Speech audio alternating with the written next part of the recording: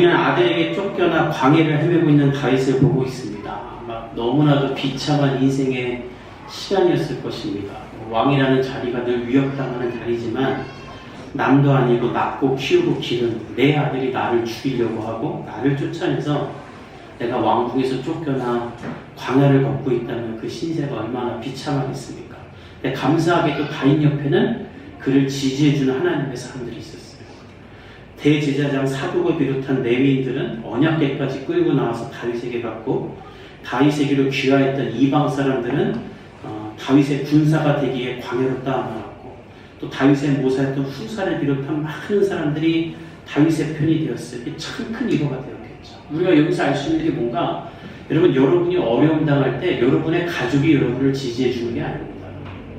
가족은 오히려 괜찮은 척 말하면서 한숨 쉬고 조롱하기도 하고 그래요. 그러니까 여러분이 힘들 때 여러분을 지지하고 위로해 주는 사람은 기도하는 사람인 줄 믿습니다. 그러니까 여러분들 옆에 기도해 주는 사람이 많아야 되고 공동체가 있어야 돼요. 왜냐하면 인생을 살다 보면 다윗처럼 억울한 일 또 오해를 당할 때가 있습니다. 그러니까 누가 여러분을 보증서 주고 여러분을 위해 기도해 주겠어요. 그래서 예수님도 이 땅에 오셨을 때 혼자 사역하면 더 사역 잘할 수 있지만 제자들을 만드신 거예요. 제자들 도움 하나도 안 됐습니다. 그러나 예수님은 제자들을 불러 그들과 동역하고 그들을 예수님의 증인으로 세우죠. 그리고 후에 그들이 성령의 충만함을 받을 때 그들이 예수님의 놀라운 일들을 대신해요.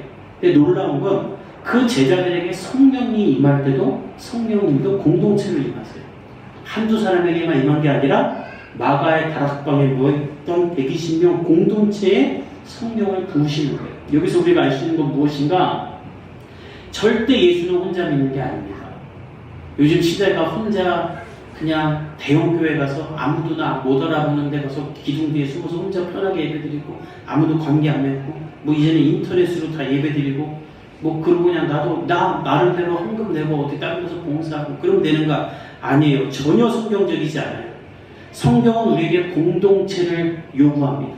요한복음 17장에 예수님이 죽기 전에 하셨던 기도도 제자 공동체를 위한 기도만 가득하셨어요. 왜냐하면 죄악된 이 세상 가운데 우리가 공동체가 없으면 이 세상을 이길 힘이 없기 때문에 조롱하는 사람만 있습니다. 너 내가 그럴 줄 알았다. 뭐 하나 똑바른 것이 없다. 위로해 주는 척하면서 도끼 있는 말 내뱉고 욥기에 나오는 욥의 친구들 보십시오. 고통당하고 있는 친구에게 계속 훈계질만 해요. 그런데 이보다 더한 사람도 있는데 고난을 당할 때 그 지푸라기 잡는 심정을 가지고 사기를 치는 악한 사람들도 있어요. 다윗에게도 그런 사람이 나와요. 오늘 본문이 16장 전체가 다 그 얘기예요. 우리 1절 한번 같이 읽어봅시다. 시작. 다윗이 마르턱을 조금 지나니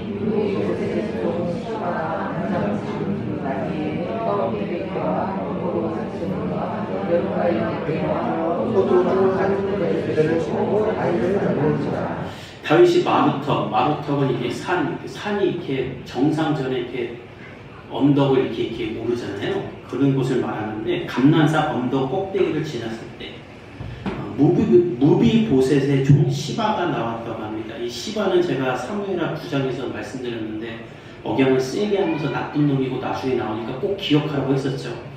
이 시바는 본래 사울의 종이었는데 사울의 일가가 다 죽자 그 재산을 내가 맡아 관리한다는 명목으로 사울 왕의 재산을 다 가유치해서 살던 사람이에요. 그래서 종인데 아들이 10가명이고 자기의 종이 또 20명이나 있는 사람이에요. 그러나 우리가 보았던 대로 사울에게는 남은 자손이 하나 있었죠. 다윗과 목숨을 나눈 친구 요나단의 아들 무비보셋이 있었어요. 근데 이 사람은 사울이 망할 때 도망가다가 이렇게 유모가 떨어뜨려서 두 다리를 절었어요.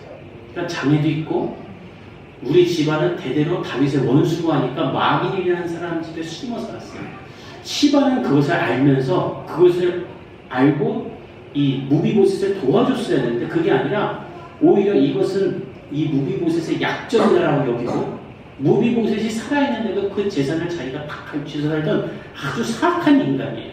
다윗이 그것을 알고 무비보셋을 찾은 다음에 왕자처럼 대하면서 시바를 다시 무비보셋의 종으로 만들고 시바가 뺏어갔던 모든 재산을 무비보셋의 것으로 만들어줍니다.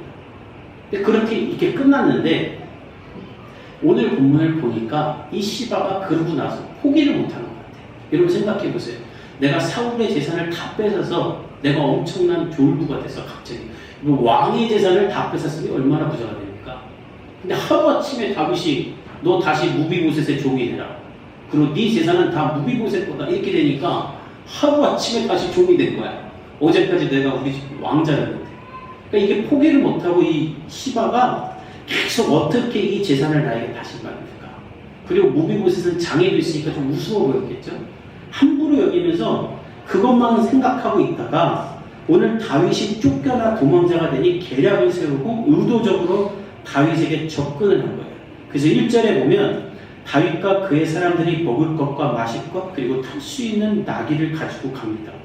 다윗을 위해 순수하게 도우려는 마음이 아니라 꿍꿍이가 있는 거예요. 근데 이것을 다윗도 알고 다윗은 이 시바가 간사한 자라는 걸 알고 그냥 받지 않고 먼저 물어봐요. 우리 2절을 한번 같이 읽어봅시다. 시작. 왕이 시바에게 이르되 내가 무슨 뜻으로 이거를 가져왔느냐. 여기까지. 여태까지 다윗이 이런 적이 없어요. 우리 15장에 쫙 봤지만 많은 사람이 다윗을 따라 광야로 나올 때 다윗은 뭐라고 하냐면 왜 너희까지 나를 따라 광야로 나와서 고생하냐. 돌아가라. 괜찮다. 이건 내가 받는 시험이다. 내가 하나님께 받는 고난이다. 너희들까지 그럴 필요 없다 하면서 뭐 제사장, 언약궤, 용병들 다 돌려보냈어요. 오히려 자기를 걱정해 주는 사람을 염려하면서 다 돌려보냈는데 오늘 다윗은 처음으로 시바에게는 너 이거 왜 갖고 왔냐? 너 무슨 뜻이냐? 이렇게 의심을 하고 넙죽 받지는 않아요. 왜냐? 이 인간이 무비보셋의 약점을 이용해서 그 재산을 갈취하고 살던 간사한 자라는 걸 알기 때문에 이 뒤에 어떤 꿍꿍이가 있을 것 같다라는 생각을 한 거예요. 저는 이런 신중함이 여러분에게도 있기를 예수님의 이름으로 축복합니다. 절대 공짜라고 다 받지 말고 이거 하면은 돈 번다는 말에 속지 않기를 예수님의 이름으로 축복합니다. 우리나라 사람들이 이런 거에 너무나 약해요. 제가 한 악기 회사 사장님의 말을 들었는데 이 악기를 만들어서 판매하는 사람들은 광고를 뭐 어디 내봤자 악기 사는 사람이 소수니까 안 팔린답니다.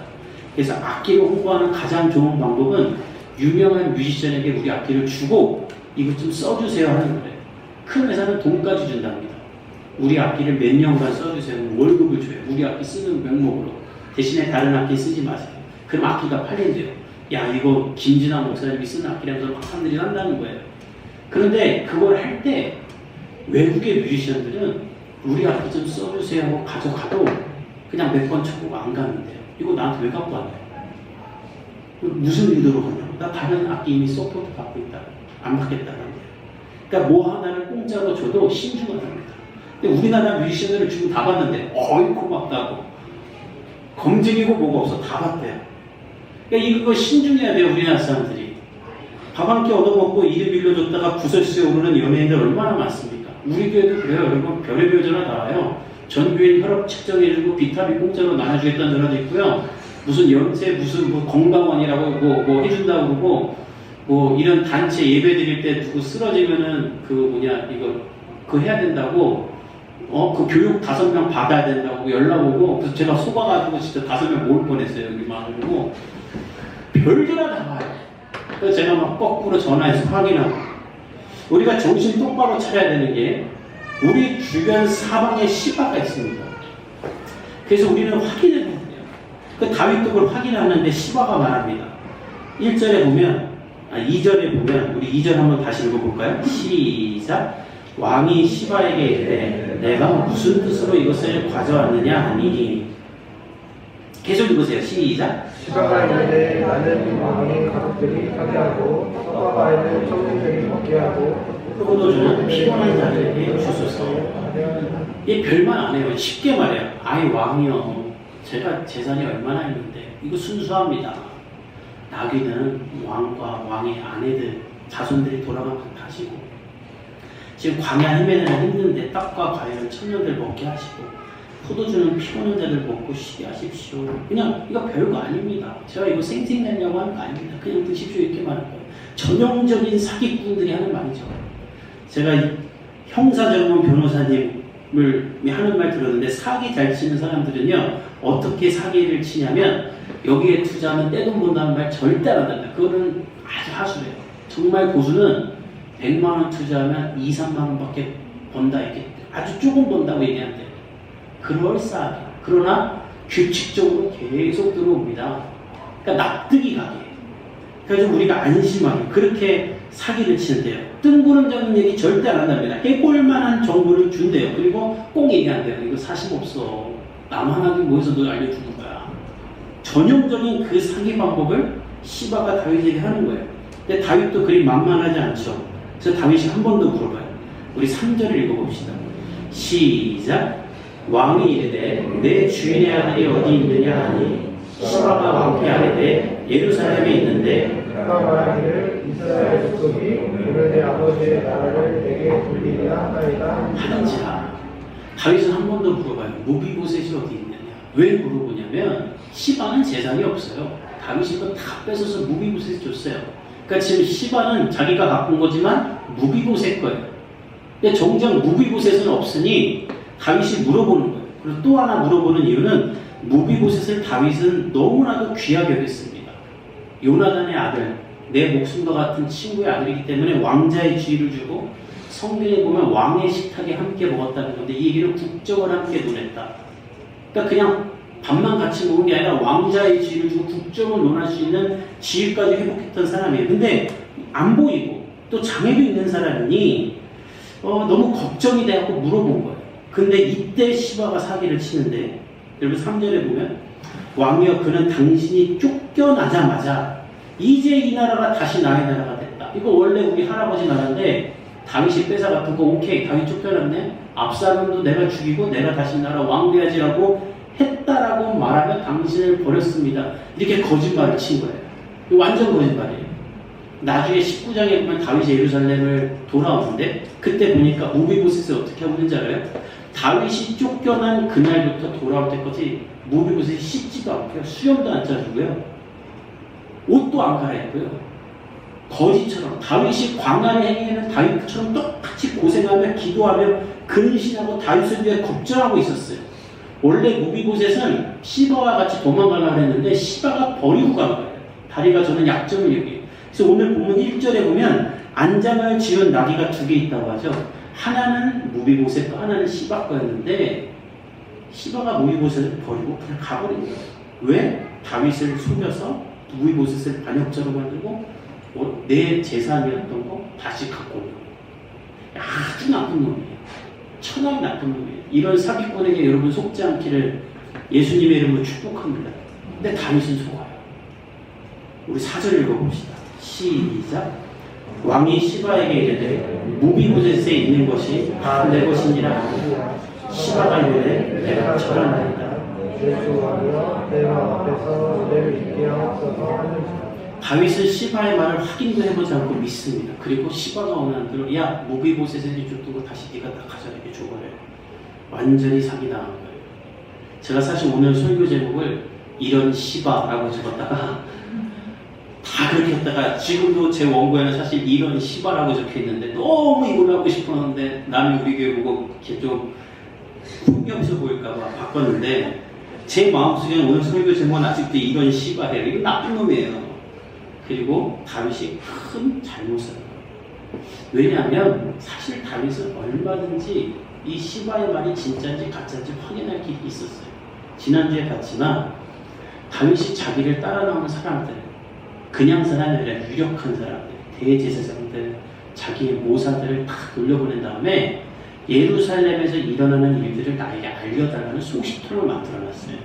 그걸 계속 교류합니다. 그때 그냥 끼워서 야 무비보셋이 이렇다는데 진짜인지 한번 다른 소식 전할 때 같이 전해달라고 했으면 쉽게 알 수 있었어요. 시바가 믿을 만한 사람도 아니고 그 진리를 파악하는 것도 어려운 것도 아닙니다. 근데 그냥 이 시바의 말만 듣고 이렇게 해준 거예요.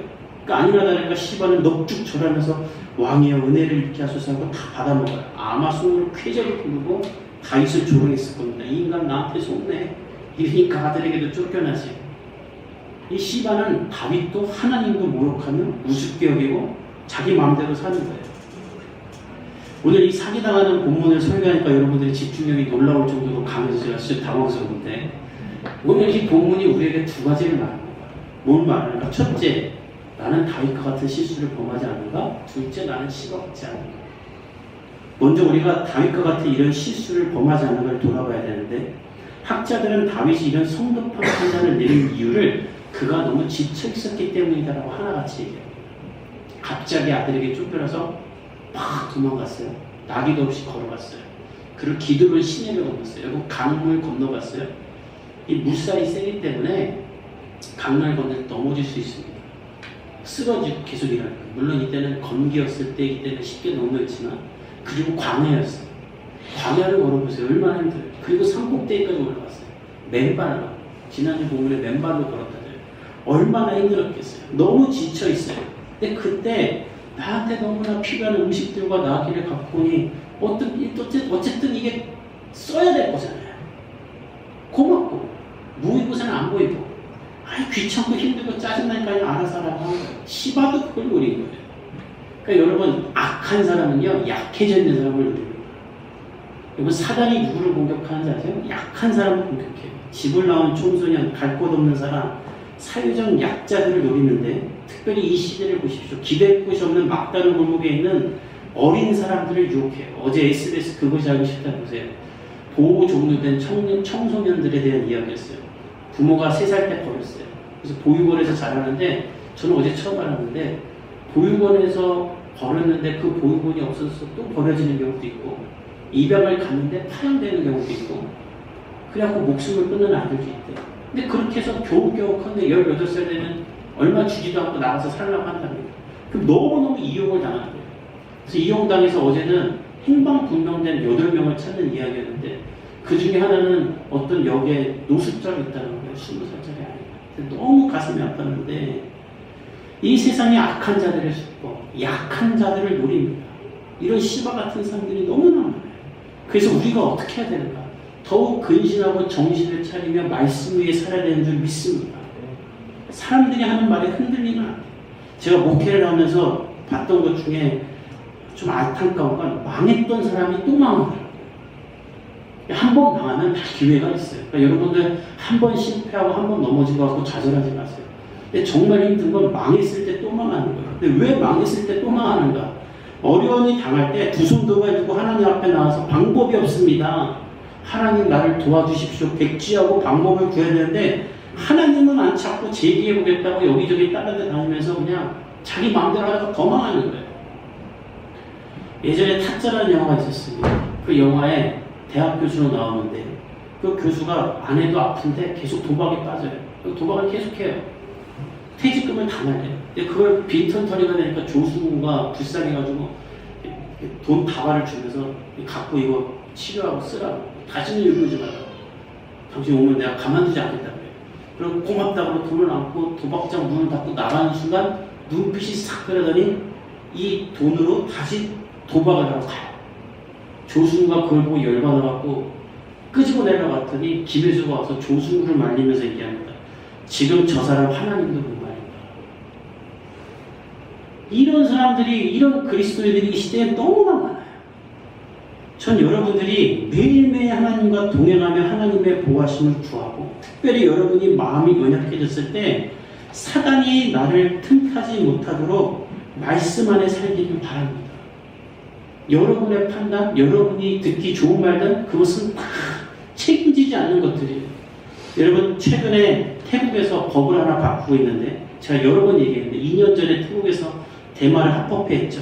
제가 여러분들 여러 번 말하면서 태국 놀러 가면 함부로 음식 먹지 말라고 얘기했어요. 농촌 경제를 살리고 관광객을 늘리자는 취지로 대마 합법화하고, 그 즉시 대마초 카페, 대마초 쌀국수, 대마초 사탕 젤리까지 온갖 대마를 다 만들어 팔았는데, 너무나 감사하게 2년 만에 이 법안이 다시 수정되고 있어요. 전면 금지로. 왜 그렇게 됐는가? 2년 사이에 너무 많은 청소년과 아동들이 죽은 거예요. 대마로 중독되고. 이게 안 될 정도입니다. 그래갖고 이 법안을 처리하기로 했고, 이제 처리될 것 같은데, 문제는 무엇인가? 이제 처리하면 그만인가? 2년 사이에 너무 많은 사람들이 중독이 됐고, 대마 사업을 하는 사람이 너무나 많은데, 그 사람들은 또 망하게 생긴 거예요. 그러니까 나라가 망하게 생겼어요, 지금. 여러분, 태국의 관료들이나 정치들이 멍청해서 그런 게 아니라 사단에게 완전히, 이게 혼미케 하는 사단에게 넘어간 겁니다. 미국도 마찬가지예요. 미국 오리건주 포틀랜드가 있는 곳에서 2021년에 마약 비범죄화 법안을 발표했어요. 이게 뭐냐면 마약하는 사람들 잡아다가 감옥에 넣어봤자 무슨 소용이 있냐. 돈만 들고 인건비만 납니다. 마약하는 사람들에게 치료를 해주자. 이 법안 듣기 너무 좋잖아요. 그러니까 국민들이 투표해서 통과됐어요. 그래서 3년 동안 어떻게 했는가? 운전하는데 저 사람 마약하는 사람한테. 지금 여러분 어제 뉴스 보셨어요? 마약하고 운전하는 사람이 어제 뉴스에 3-4명이 나왔어요. 우리나라도 큰일 났는데 주유소에서 기름 넣고 세차장 앞에다가 차를 세워놓고 20분째 앞에서 봤더니 마약하는 사람이에요. 우리나라 이야기예요. 이걸 먼저 시행했는데 이제 우리 이 사람들 처벌하지 말고 치료해주자. 그러니까 마약하는 사람들 보면 경찰이 가서 명함 하나 줘요.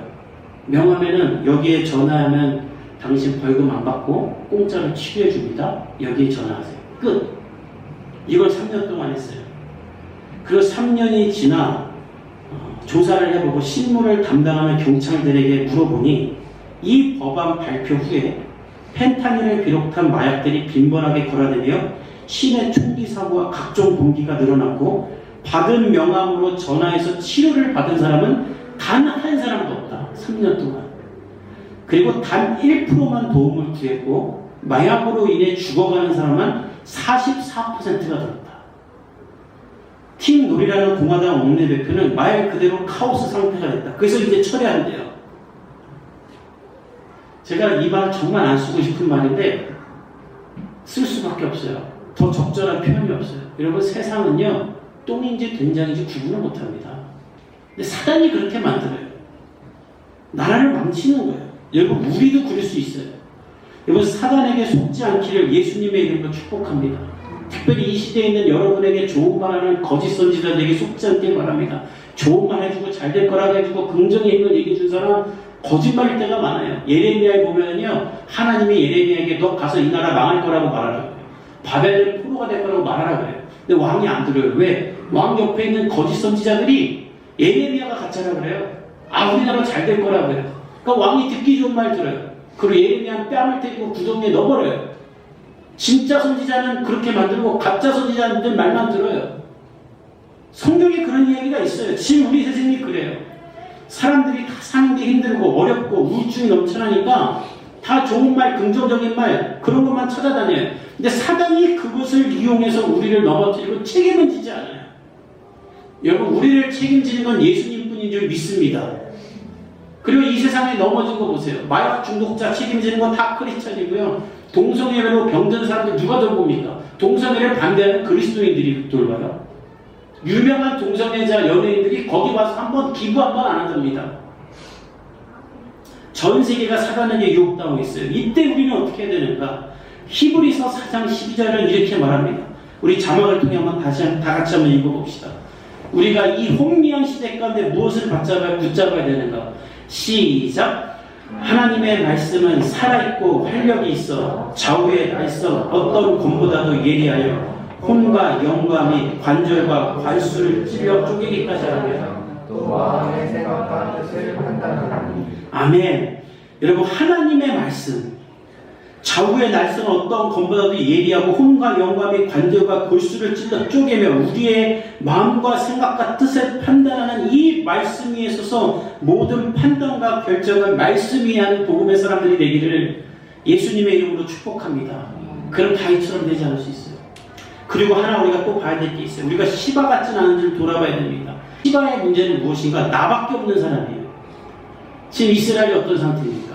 하나님이 세운 왕이 아들에게 쫓겨났어요. 나라가 완전 두동강이 되고 나라가 망하게 생겼어요. 다음에 보겠지만 압살롬은 아버지의 후궁들 10명과 대낮에 그냥 잠자리를 가져버리는 나라가 완전히 망했어요. 그러면 시바 관리는 무엇입니까? 이 나라를 위해 안타까워하고 애통하며 기도해야 되는데 시바는 그런 생각 없어요. 내 재산 뿌릴 생각만 해요. 근데 이런 크리스찬들이 이 세상에 너무나 많아요. 부동산, 내 부동산, 내 상황, 내 월급, 나밖에 생각을 온통 안 해요. 여러분 우리 사회가 이렇게 지금 무너진 이유는요 다 시바 같은 사람들밖에 없기 때문입니다. 15년 전쯤에 돌아가신 하용조 목사님께서 온누리교회 담임 목사였던 목사님께서 공개적인 자리에서 이런 말 하셨어요. 지금 우리나라 부동산 안 잡으면 큰일 난다. 지금 부동산 잡아야 된다. 근데 방법이 없다. 국가가 못한다. 유일한 방법 딱 하나. 대한민국 권사들만 부동산 투기하면 잡을 수 있다.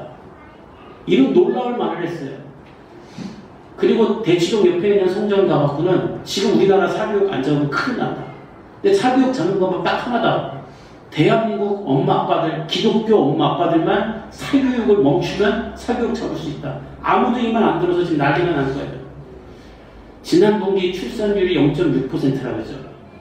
집사기 어렵지 않으면 누가 이렇게까지 애를 안 낳겠습니까? 왜 의료붕괴가 일어납니까? 다 시박했기 때문이에요. 정부랑 의사만 문제가 아니라 국민들 문제도 있어요. 여러분, 제가 우리 아이 코로나 전에 아파갖고 밤에 응급실에 갔는데 새벽 2시가 제가 깜짝 놀란 게 뭔지 아세요? 아파서 온 사람 중에 70%가 술 먹고 머리 깨지고 싸워서 온 사람들이에요. 밤에 진짜 아픈 사람들, 병든 사람들을 의사들이 돌봐야 되는데 술 먹고 와가지고 안 먹으면 되잖아. 술 먹고 와갖고 머리가 깨져서 해롱해롱 취해갖고 지가 다친 줄도 모르고 대꽁 보호자도 술 취해 있어. 제가 그거 보면서 야, 저 똑똑한 엘리트 의사들이 진짜 의사하기 싫겠다. 자괴감 들겠다. 이거 의료붕괴가 정부 탓이고 의사 탓인지 아세요? 국민 탓입니다. 여러분 관점을 바꾸세요. 아프고 병든 사람은 왔으면 의사 늘리지 않아도 됩니다. 온통 지 생각만 하고 자기밖에 몰라요. 문제는 크리스찬들도 그래요. 하나님 믿는다면서 일평생 지 생각만 해요. 여러분은 어떻습니까? 주보에 매주 중보기도를 적어서 가져가라고 해도 안 가져가는 사람들이 있어요. 이 시과 같은 거야, 이거. 정신들 차려야 돼. 청년들 생모임하고 주보를 놓고 가더라고. 회개하고 오늘부터 가져가서 다 기도하기 바랍니다. 아멘? 아멘 안 하는 건 뭐야? 아멘? 내가 옛날 목사님들이 아멘 하는 사람만 복받는다는 말을 왜 하는지 요즘 알 것 같아, 내가. 여기 그러면 안 돼요, 우리는. 그 안에 주고 보세요. 내가 오늘 설교했던 내용 다 들어가 있어요. 우리 그렇게 기도해야 돼. 안 그러면 우리 씨발랑 똑같은 거 욕할 거 하나도 없어요. 예수님이 마태복음 6장에 이렇게 말했어요. 우리 한번 읽어봅시다. 6장 31절에서 33절. 이 말씀 모르는 사람 한 명도 없어요. 그래서 한번 읽어봅시다. 시작. 그러므로 염려하여 이르기를 무엇을 먹을까, 무엇을 마실까, 무엇을 입을까 하지 말라. 이는 다 이방인들이 구하는 것이다. 너희 하늘 아버지께서 이 모든 것이 너희에게 있어야 할 줄을 아시느니라. 그런즉 너희는 먼저 그의 나라와 그의 일을 구하라. 그리하면 이 모든 것을 너희에게 더하시리라. 우리 이 말씀 다 알죠? 그런데 평생 이 말씀을 알고 평생 이 말씀을 배웠음에도 평생 이 말씀대로 기도를 안 하는 그리스도인들이 있어요. 그러니까 응답이 안 되는 거예요. 제가 이 설교 준비하면서 차인표 씨의 한 간증을 봤는데, 차인표 씨는 모태신앙에 평생 예수를 믿었답니다. 근데 예수님을 만난 경험이 없었대요. 나이가 40이 넘어서 너무 괴로워서 맨날 기도했답니다. 그래서 예수님 만나고 싶습니다. 그래서 예수님 만나고 싶어서 지저스라는 뮤지컬도 돈도 안 받으면서 하고 예수님 만나고 싶어서 몸부림을 쳤대요. 근데 못 만났대요. 근데 그러던 어느 날 아내 시네라 씨가 후원하는 단체에서 인도로 선교를 가는데 못 갈 사정이 생겨서 대신 가라고 했대요. 너무 가기 싫었대요. 가난한 나라 가기도 싫고 다른 일반 이렇게 사람들이랑 가기도 싫고, 근데 어쩔 수 없이 갔대요. 근데 가면서 너무 가기 싫고 같이 가는 봉사단이랑 어울리기 싫어서 인도에 전 세계에서 제일 가난한 사람을 만나러 가는데 혼자 1등석을 끌어서 갔대요. 다른 사람들 다 목사님이고 뭐 간사님이고 다 저기 뒤에 이코노미 타는 자기들 1등석, 비즈니스도 아니고 1등석 자리에 자기밖에 없었대요. 인도를 가는데 누가 1등석을 타겠습니까? 우리 사랑이 말해주려고 하는데 그때 자기가 처음 예수님의 음성을 들었대요. 그 아이와 손을 잡을 때 예수님께서 인표야 내가 너를 사랑한다. 그러면서 말해요. 예수님 만나고 싶어서 성경도 읽고 뮤지컬도 돈 안 받고 하고 그리고 다 해봤다는 거예요. 1등석도 타고. 근데 어디에도 예수님은 안 계셨는데 이 가난한 나라의 하나님의 나라와 의를 위해 왔을 때 예수님은 그 아이를 통해 나에게 말씀해 주셨다는 거예요. 여러분의 삶에 하나님의 역사가 나타나길 원합니까? 먼저 그의 나라와 의를 구하라. 그리하면 이 모든 것을 너에게 더하시리라. 내 팔자가 이른데, 내 현실이 이른데 무슨 남기도 하냐? 그 사단이 하는 말이에요. 여러분이 하나님의 나라와 하나님의 영광을 위해 기도하기 시작할 때 하나님이 여러분을 책임지시고 돌보시는 줄 믿습니다. 그런 복음의 교회 성도들이 되기를 예수님의 이름으로 축복합니다. 우리 시간에 함께 찬양하며 하나님 앞에